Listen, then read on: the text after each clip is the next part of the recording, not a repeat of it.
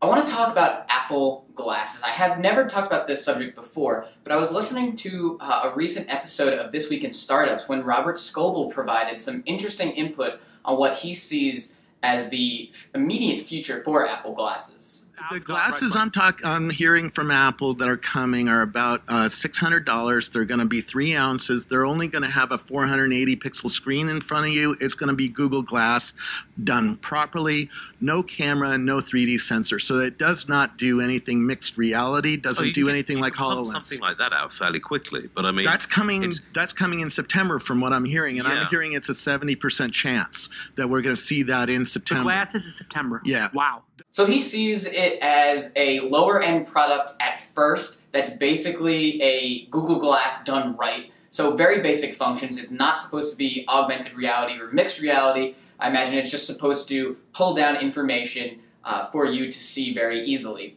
Now he also provided an interesting tidbit on as to why we really haven't seen any leaks about Apple Glasses. We haven't seen leaks of the glasses. No, we've seen very leaks interesting. because they have not put them into the manufacturing lines yet. Yeah, that's when it leaks. Every time they send it to Shenzhen or wherever they send it in China, it leaks. So that actually makes a lot of sense, right? You don't want to start having a lot of leaks coming out about a brand new product because you want to control the image of that product. So in that regard, it kind of makes sense that we haven't really seen specifics. It is very interesting to me, though, that he puts such a high probability on a release of these Apple Glasses, or I should say, of an announcement of these Apple Glasses, at about 70% for later this year in September when the iPhone 8 10th edition, whatever Apple ends up calling it, comes out. Now, it's interesting that you may originally have seen the headline and thought this possibly conflicted.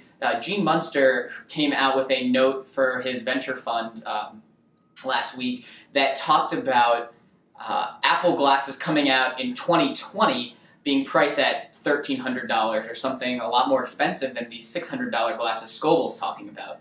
Now, the reason why this isn't necessarily in conflict is because it seems like they're actually two separate products or iterations. The cheaper, less expensive one that Scoble says will be announced later this year are very basic. Again, low-end screen, no 3D sensors, no camera, basically just giving you notifications. A lot of the functions that your Apple Watch would do just right in front of your face.